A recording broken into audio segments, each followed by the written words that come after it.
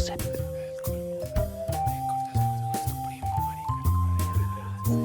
This is Polyp Gossip, the place for physicians and patients to catch up on what's hot and what's not in CRS with NP or nasal polyp syndrome.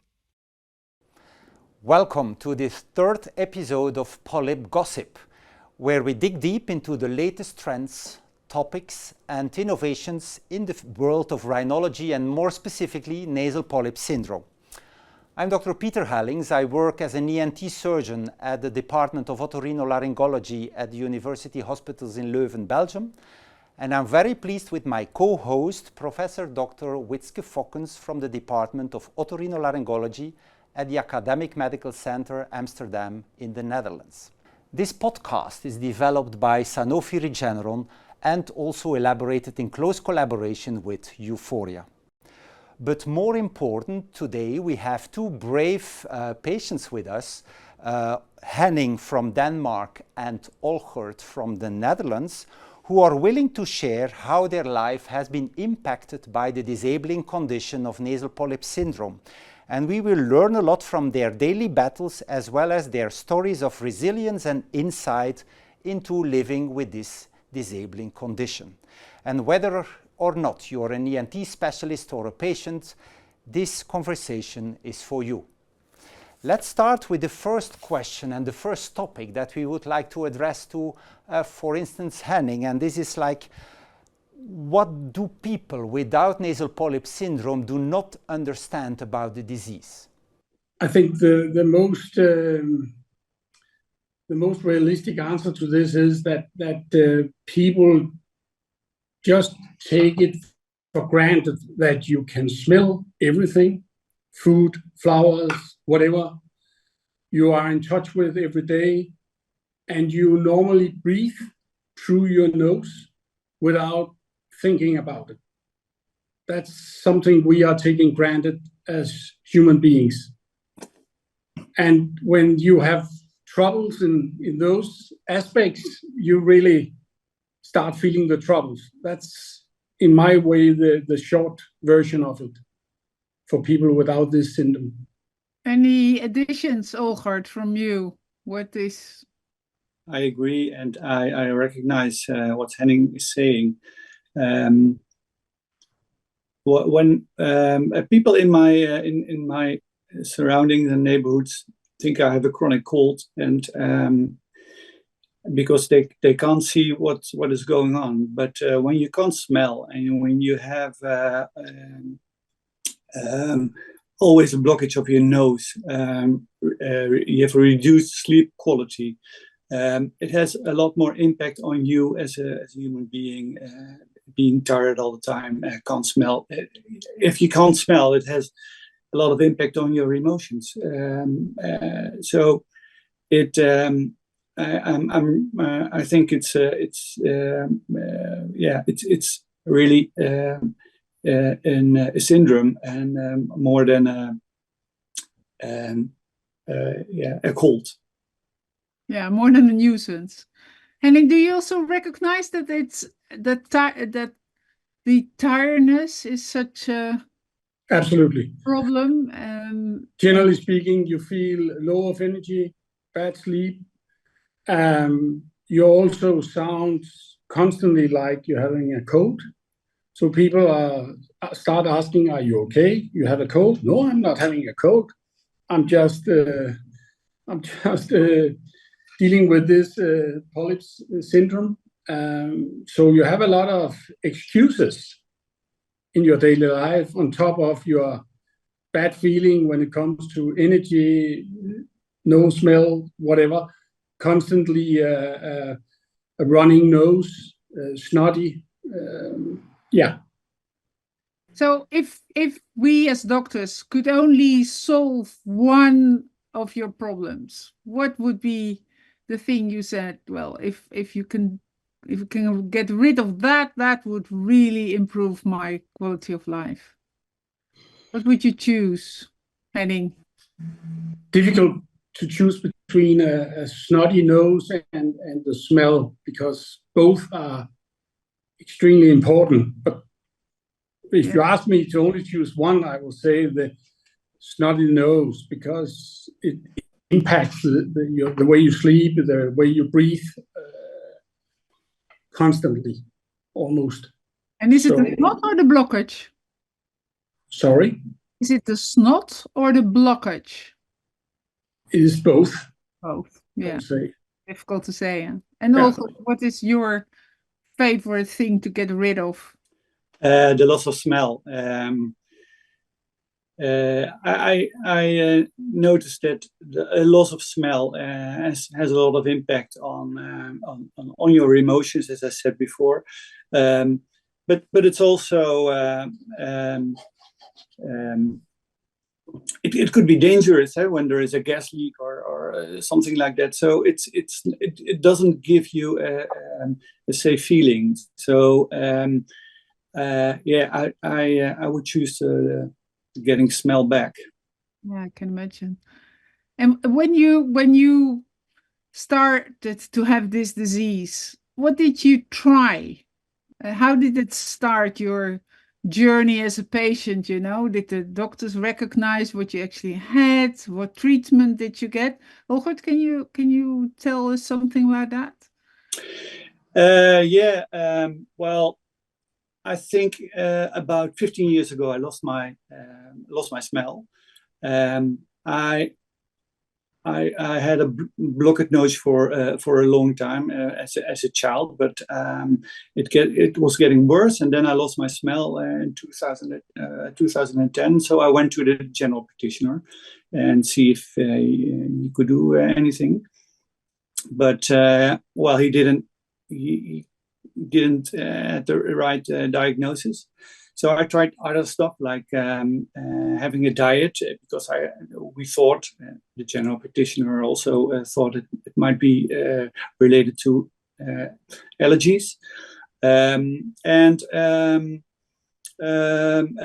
tried some acupuncture, but it didn't. It didn't work for me. So it took a long time when we had the right diagnosis.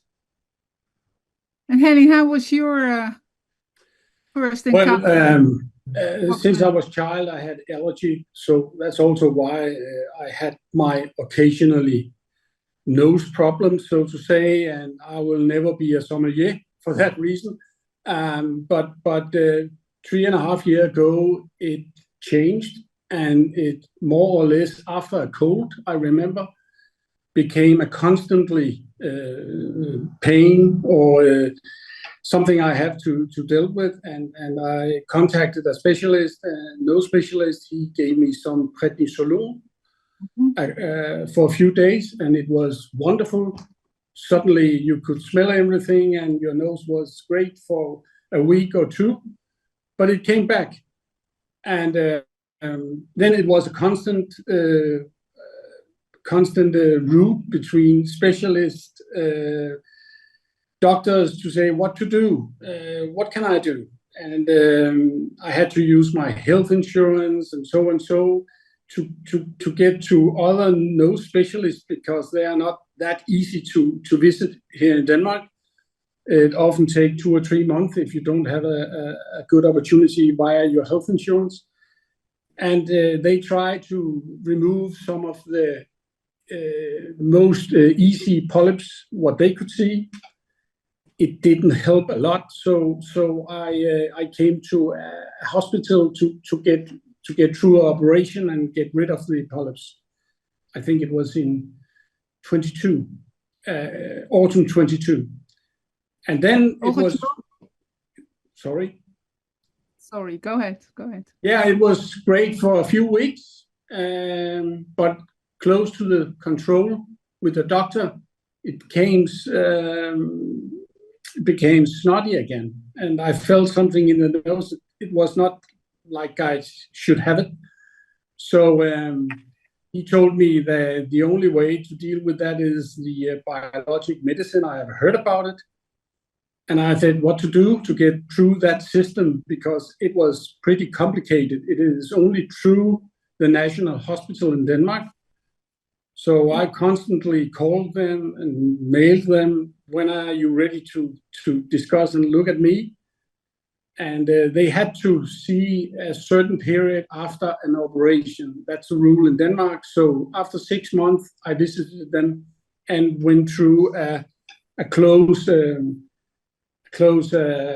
investigation to see how is your level of snotty, how bad is your life, etc., when it comes to all the aspects, the smell, the way you sleep, your daily routines, etc. And then all the process to get through the system and be accepted to get the biologic medicine happened in the spring 23. Olgert, you also had surgeries? Yes, I also had a surgery, and it helped me for about 3 months. And then after the surgery, I could smell again after 10 years, I guess. So I was very happy. But after 3 months,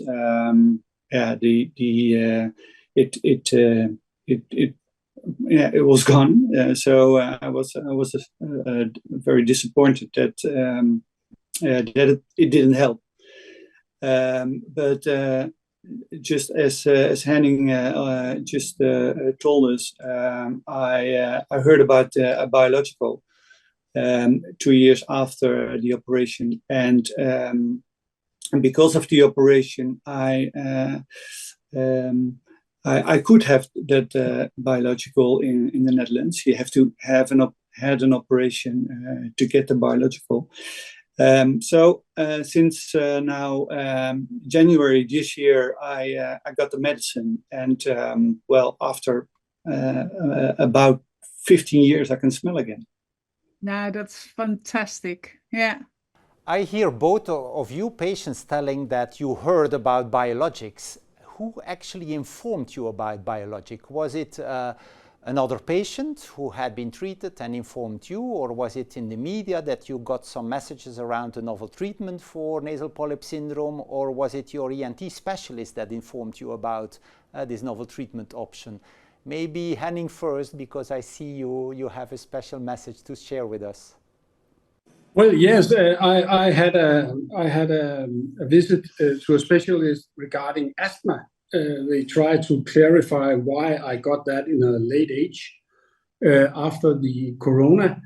And she told me that there's this biologic medicine. I just thought about it, but at that moment, the asthma were more or less a difficult thing to deal with as well. Since I understood how the biologic medicine could have a great impact, I constantly asked the nose specialist to get through the system to the national hospital to start the process, but they were not allowed to approve this access. There were these steps, first the surgery, etc., etc. And I was at that time much aware of this medicine and look forward to get it to see if that could improve my daily troubles with the polyps.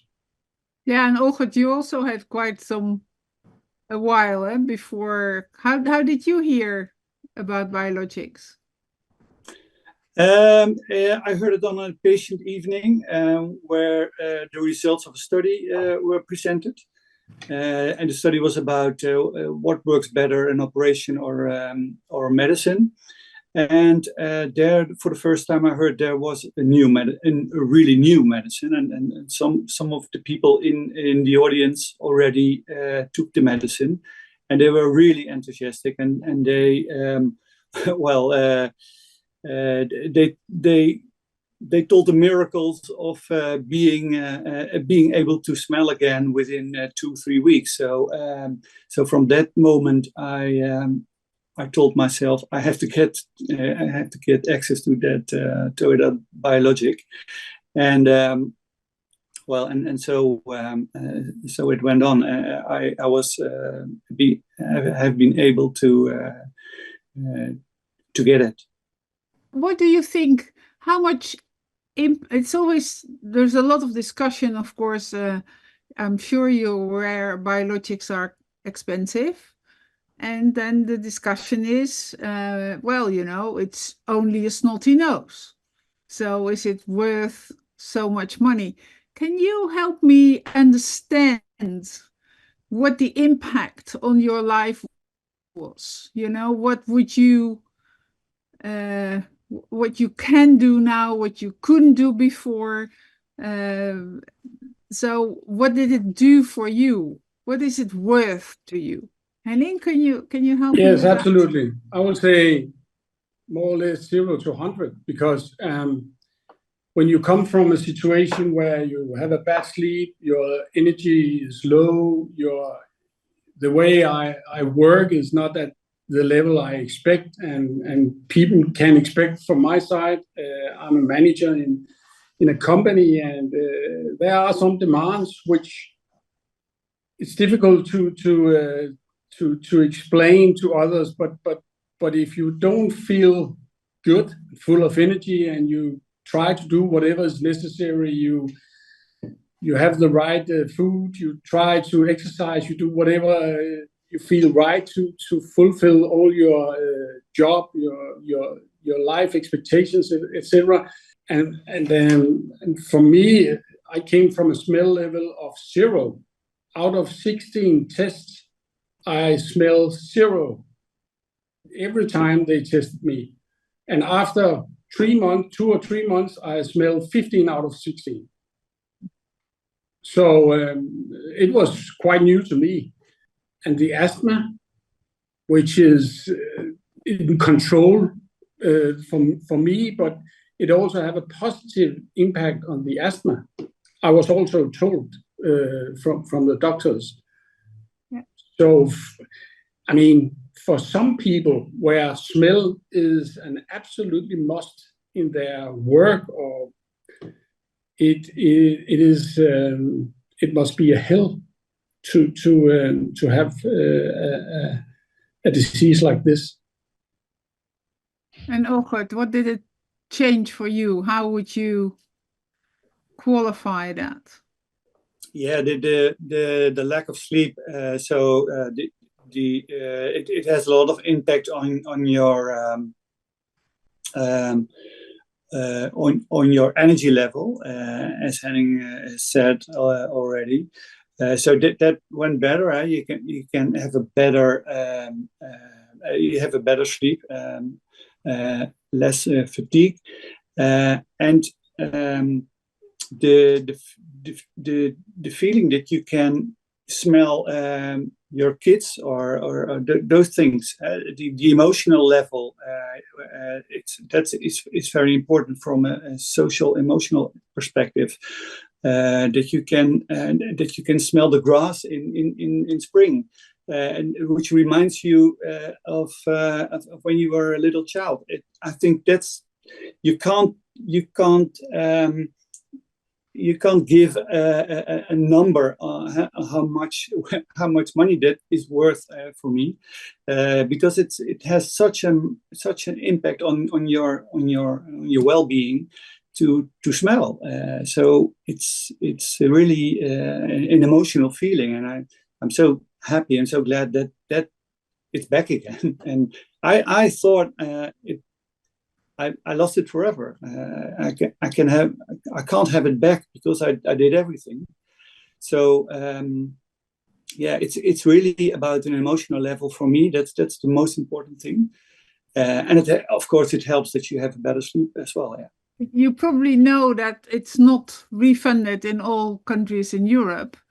What would you say to the healthcare payers and the politicians if you would live in the UK, for example, where it is not available? What would you say to explain the impact on your life? From my side, I think it's a difficult question. I mean, we as a society, and I think most European societies, spend a lot of money for different kind of disease, either overweight, cancer, other kind of awful disease, which is, you can always argue that some are more important than others, but But if I look at the overview system and offers for helping people, I think it must be possible to help people with this disease, and I'm sure that the expenses will be much lower if you have a higher number of patients to deal with.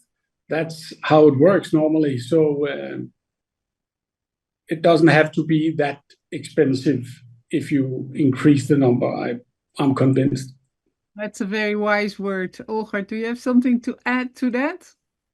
No, I think I agree. The price will go down when people get cured with this, and the productivity of the people will get up. So it's hard to say what the right balance is, because there are limited budgets in healthcare, of course. But I would, I think everybody should have access to those kind of medicine with the impact it has. Thank you. Peter? Well, as a physician, I always ask my patients with smell loss whether or not they also lose their capacity to taste the food and to enjoy life from that perspective. You did not mention taste loss or reduced taste capacity when you lose your sense of smell. Hasn't that been an issue in both of you, or have you not been able to mention it during this Polyp Gossip show? So, Olgert first, please mention how much your smell capacity has been affected by the loss of smell in relation to nasal polyp syndrome. Yeah, it's a good point. It did, but not as heavy as the smell did. And you try to compensate with using salt or mustard or pepper or more sugar. So you add you add stuff to your food, which helps you to taste better or taste something. So that's what I did. I had a lot of pepper and a lot of mustard on my food, because that gave me extra taste. And you, Henning? Well, I will also say the same as Olga, that I also kept the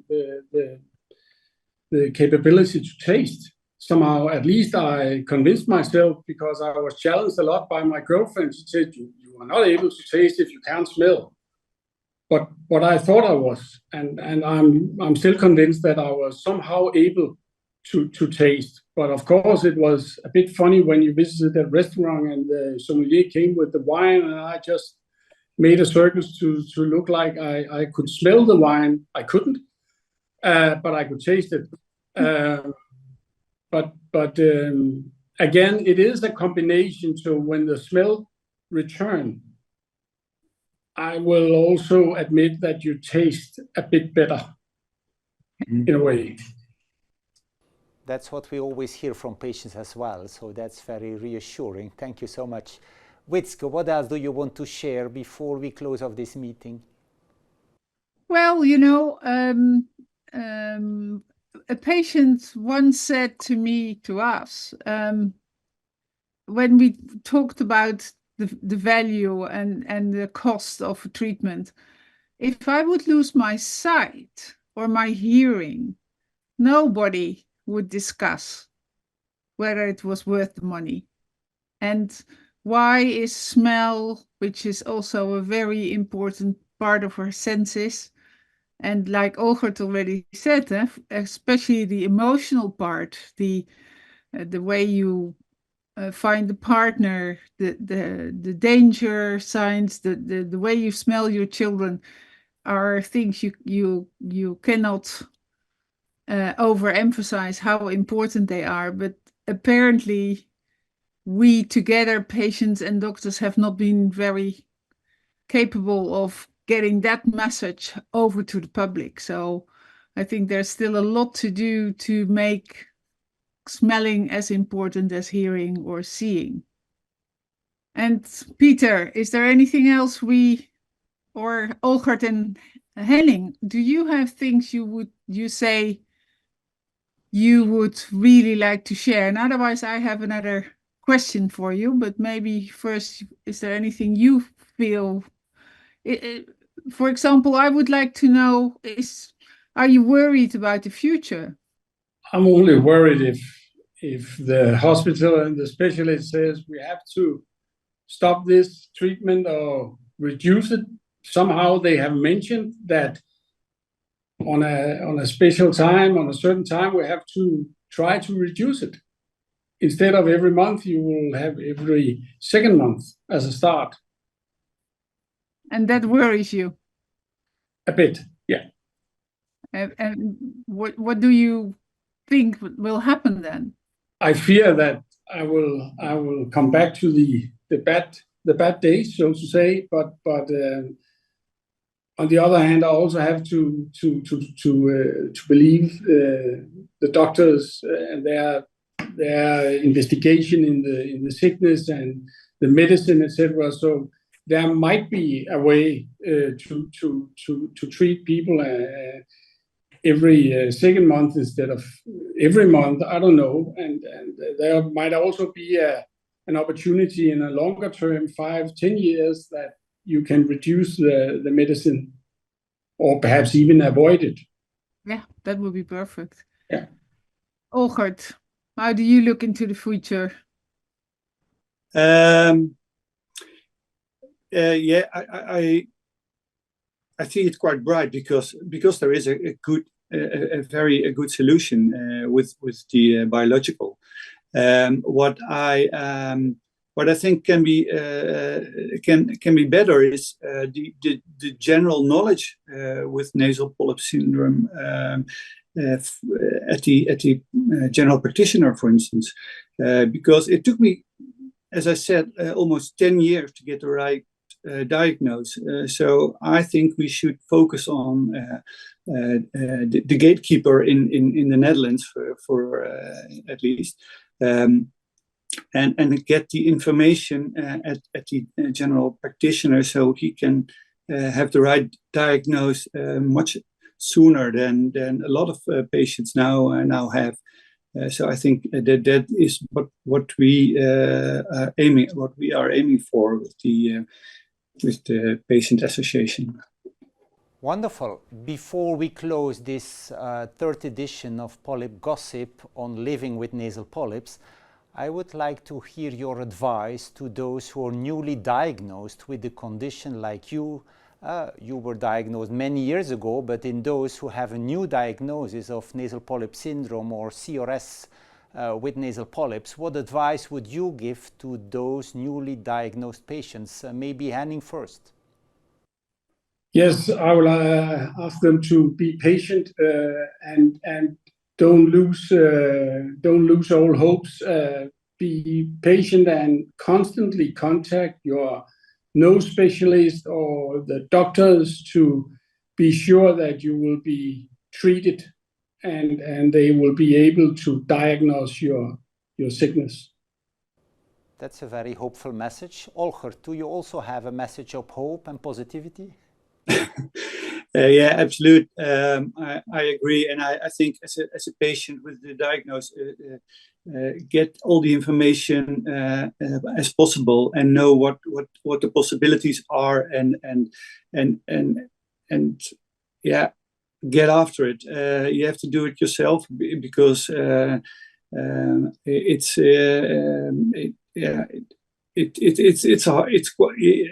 have to be patient. It's a hard way to get there, but you can, and the information is available. So get the right information, and then you will succeed, I guess. So Witske, do you also share this positive news of looking into the future, which may be bright? Well, I think yes. I think it is important to realize that the two patients we see today both ended up in the worst of the worst, needing a biologic, but that many patients are well off with nasal corticosteroid treatment and surgery. So it's only for a limited group that ended up like you ended up. So that's, I think, very bright news. Isn't it wonderful that we started this third episode of Polyp Gossip with a lot of frustrations and misunderstandings of the disease by the society, but that we end here with a very positive message, like the future is bright and patients should never give up hope for getting their smell back on the one hand and having a better quality of life on the other hand. So I think this is wonderful, and this leaves me then to thank our two patients for having joined us for this lively discussion, and thanking them for sharing their insights into the daily challenges of living with nasal polyp syndrome, or CRSwNP as it is called by the medical community. And I would not like to end without thanking Professor Witske Fokkens for being the co-host and also sharing her insights of where we should all move on to in the field of nasal polyp syndrome, preferably together with all the patients joining us in this journey.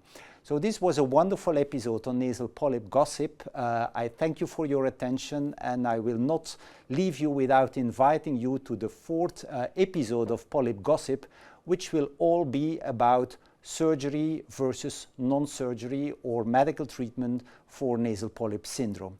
So see you soon at Nasal Polyp Gossip, and thanks to all the listeners for having stayed with us during this third episode. Polyp Gossip.